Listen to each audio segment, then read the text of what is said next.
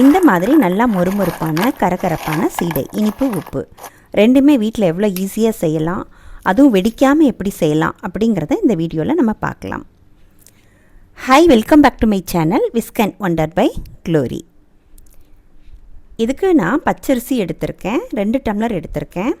இதால் 2 டம்ளர் எடுத்து 3 மணி நேரம் வரைக்கும் ஊற வச்சு தண்ணியெல்லாம் வடிகட்டிட்டு ஒரு துணியில் போட்டு உலர்த்தி ஈரம் கையில் ஒட்டாத அளவுக்கு அரிசியில் மட்டும் ஈரம் இருக்கணும்.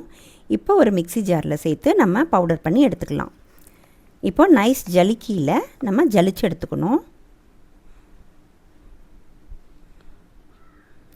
எனக்கு இவ்வளோ கப்பி தான் வந்தது, இதை வேறு எதுக்காவது யூஸ் பண்ணிக்கலாம். இப்போது நமக்கு மாவு ரெடி ஆயிருச்சு. இதை எப்படி வறுக்கணுங்கிறத பார்க்கலாம். இப்போ ஒரு பாத்திரத்தை அடுப்பில் வச்சு நம்ம மாவை போட்டு வறுத்து எடுத்துக்கலாம். நான் கொஞ்சமாக இருக்கிறதுனால அப்படியே சேர்த்துட்டேன், இல்லாட்டி நீங்கள் கொஞ்சம் கொஞ்சமாக சேர்த்து வறுத்துக்கோங்க. அதோட ஈரப்பதம் இருக்கிறப்போ நல்லா மாவு வெயிட்டாக இருக்கும். நம்ம வறுக்க வறுக்க அது வெயிட்லெஸ்ஸாக ஆகிடும். நமக்கு வறுக்கும் போதே நமக்கு அதோட பக்குவம் தெரியும். இப்போது நல்லா தண்ணியெல்லாம் போயிடுச்சு, நல்லா மாவு வந்து ரெடி ஆயிடுச்சு. அதே மாதிரி கையில் அப்படி தொட்டு பார்த்தாலே தெரியும். இப்போ இதை ஆற வச்சு திருப்பி அதே மிக்ஸி ஜாரில் சேர்த்து திருப்பி பவுடர் பண்ணி எடுத்துக்கணும். ஏன்னா அதில் கட்டி கட்டியாக இருக்கும். அதை பவுடர் பண்ணிவிட்டு இப்போ ஒரு பாத்திரத்தில் சேர்த்து தனியாக எடுத்து வச்சுக்கலாம். அதே மாதிரி இந்த மாவை இந்த மாதிரி லைன் போட வரணும், கோல மாவு மாதிரி வரணும். அதுதான் கரெக்டான பக்குவம். இப்போது இன்னொரு பாத்திரத்தில் ஒரு 100 கிராம் உளுந்து எடுத்து வறுத்து எடுத்துக்கணும். இந்த பலகாரங்களுக்கெல்லாம் உளுந்து எப்படி வறுக்கணுங்கிற வீடியோ நான் ஏற்கனவே போட்டிருக்கேன். அது முறுக்கு வீடியோ, நான் கீழே லிங்க் கொடுக்குறேன், அதை செக் பண்ணி பாருங்கள். ஏன்னா நல்லா வறுக்கணும், அதே நேரத்தில் கலர் மாறக்கூடாது. இப்போ நமக்கு உளுந்து ரெடி ஆயிடுச்சு. ஆற வச்சு இப்போ ஒரு மிக்ஸி ஜாரில் சேர்த்து அதையும் நல்லா பவுடர் பண்ணி எடுத்து நல்லா ஜலிச்சு தனியாக எடுத்து வச்சுக்கலாம். இப்போது நம்மளோட மாவு ரெடி ஆயிருச்சு. இப்போ முதல்ல இனிப்பு சீடைக்கு பார்க்கலாம். 1 டம்ளர் மாவு எடுக்க போகிறேன், அதனால் 1/2 டம்ளர் சர்க்கரை தான், வெல்லம் தான் சேர்த்துருக்கேன். அதை மூழ்கிற அளவுக்கு தண்ணி சேர்த்துட்டு கரைஞ்சா போதும். இந்த அளவுக்கு பாகு ரெடி பண்ணி வச்சுக்கணும். இப்போது ஒரு பாத்திரத்தில் 1 டம்ளர் மாவு, 1 டேபிள் ஸ்பூன் உளுந்து மாவு, தேங்காய் 1 டேபிள் ஸ்பூன், எள்ளு இந்த மாதிரி 1 டீஸ்பூன் எடுத்து நல்லா கழுவிட்டு வடிகட்டிட்டு சேர்த்துக்கிறேன். ஏன்னா கல் மண் இருந்தால் வெடிக்கும். இப்போ 1 டீஸ்பூன் வெண்ணெய், உப்பு கொஞ்சம் ஒரு பிஞ்ச் போடணும். அதே மாதிரி ஏலக்காய் பவுடரும் கொஞ்சமாக சேர்த்துக்கணும். இப்போ இது எல்லாத்தையும் நல்லா மிக்ஸ் பண்ணிக்கலாம். எல்லாத்தையும் நல்லா கலந்துட்டு நம்ம பாகை வடிகட்டி கொஞ்சம் கொஞ்சமாக சேர்க்கணும். மொத்தமாக சேர்த்துற வேண்டாம். அதே மாதிரி கொஞ்சம் தண்ணியாக இருக்கிற மாதிரி இருந்தாலும் பரவாயில்ல, அது கொஞ்சம் நேரத்தில் ஊறிடும். இப்போ எல்லாமே நான் கலந்துட்டேன். இப்போது கையால் நல்லா பிசைஞ்சு இந்த மாதிரி அழுத்தி விட்டு கொஞ்சம் நேரம் மூடி வச்சிடலாம். இப்போது உப்பு சீடைக்கு பார்க்கலாம். 1 டம்ளர் மாவு எடுத்திருக்கேன். 2 டீஸ்பூன் கிட்ட உளுந்து மாவுக்கு எடுக்கணும். இதுக்கு கொஞ்சமாக நான் வந்து சீரகம் சேர்த்துருக்கேன். 2 டேபிள் ஸ்பூன் உளுந்து, ஒரு 1/4 டீஸ்பூன் கிட்ட சீரகம், 1 டேபிள் ஸ்பூன் கிட்ட உளுந்து தேங்காய் துருவல் சேர்த்துருக்கேன். வெண்ணெய் 1 டீஸ்பூன் ஃபுல்லாக சேர்த்துக்கணும். பெருங்காயம் கொஞ்சம், உப்பு கொஞ்சம் தேவையான அளவு சேர்த்துக்கணும். இப்போ இது எல்லாத்தையும் நல்லா மிக்ஸ் பண்ணிக்கலாம். அந்த வெண்ணெய் வந்து எல்லா மாவுலையும் பரவணும். இப்போ இந்த மாதிரி ரெடி ஆயிடுச்சு. இப்போ தண்ணியை தொளிச்சு நல்லா அழுத்தி பிசையணும். சப்பாத்தி மாவு மாதிரி பிசைஞ்சிக்கலாம். 1 டம்ளர் மாவுக்கு 1/2 டம்ளர் வரைக்கும் தண்ணி பிடிக்கும் அதுக்கு. இப்போ பாருங்கள், நான் அந்த 1/2 டம்ளர் தண்ணி எனக்கு பற்றிருக்கு கரெக்டாக. இப்போ மாவு ரெடி ஆயிடுச்சு. நல்லா அழுத்தி பிசையணும். இப்போ இதை கொஞ்சமாக எடுத்து எப்படி உருட்டலாங்கிறத பார்க்கலாம். அதாவது ரொம்ப வலுவழுப்பாக உருட்டக்கூடாது, லேசாக அது வந்து அங்கங்கே சொரப்பாக இருக்கணும். அப்போ தான் நமக்கு வந்து எண்ணெய் உள்ளே போகும், அதே மாதிரி வெடிக்காது.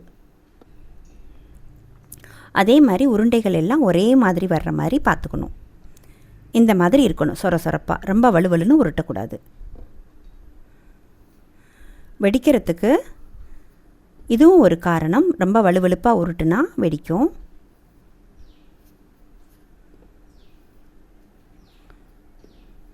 அதே மாதிரி நல்லா மாவை ஜலிச்சு எடுத்துக்கணும். ஒழுங்காக ஜலிக்காமல் வச்சுருந்தோன்னா உளுந்தோ அரிசியோ அதில் இருந்ததுன்னா வெடிக்கும். சின்ன விஷயங்கள் தான், அதில் ரொம்ப கேர்ஃபுல்லாக இருந்தால் கரெக்டாக வரும். இந்த மாதிரி எடுத்து உருட்டணும். பிகினருக்காக நான் அதை காட்டுறேன். ஒரே அளவுகளாக மாவு எடுத்து லைட்டாக ஒரு உருட்டு, அவ்வளோதான். நீங்கள் எள்ளு வேணால் போட்டுக்கோங்க, நான் போடலை. இப்போ இந்த மாதிரி எல்லாத்தையும் நான் உருட்டி எடுத்துட்டேன்.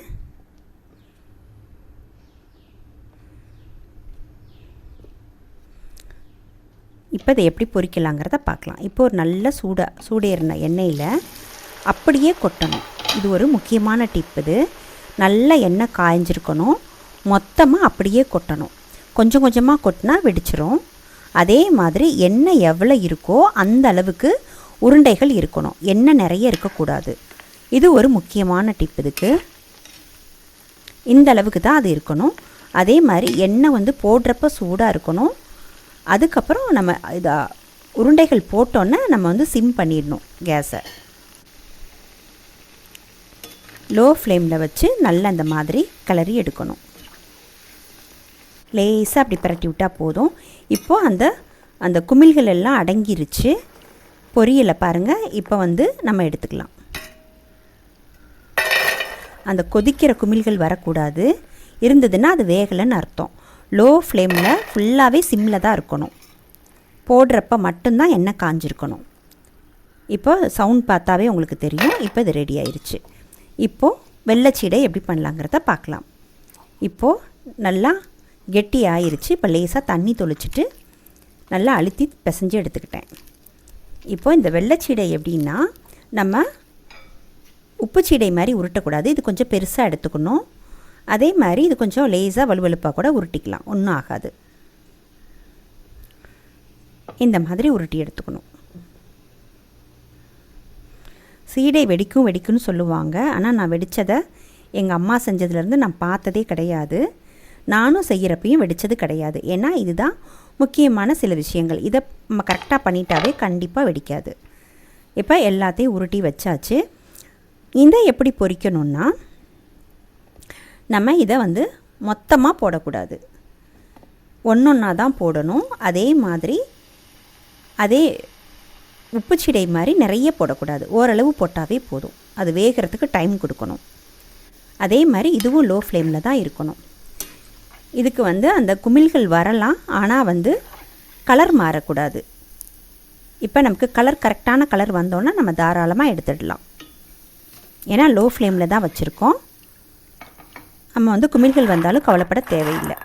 இப்போது ஆறுனதுக்கப்புறம் பார்த்திங்கன்னா நல்ல கலகலப்பான மொறுமொறுப்பான சீடை ரெடி ஆயிடுச்சு. இதை கண்டிப்பாக ட்ரை பண்ணி பாருங்கள். எப்படி இருந்ததுன்னு ஷேர் பண்ணுங்கள். தேங்க்யூ.